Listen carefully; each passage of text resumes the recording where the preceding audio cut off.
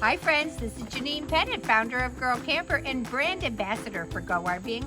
I'm out at the campground making food happen for the crowd that's gathering around here, and today I'm showing you just a quick and easy flavored butter trick. So I've got room temperature butter.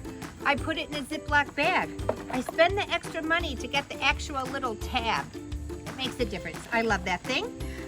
Don't worry if it's not fresh. If you don't have the herbs that you want, indulge in somebody else's hard work. I have got a chili and lime seasoning. I'm gonna shake it into my room temperature butter there.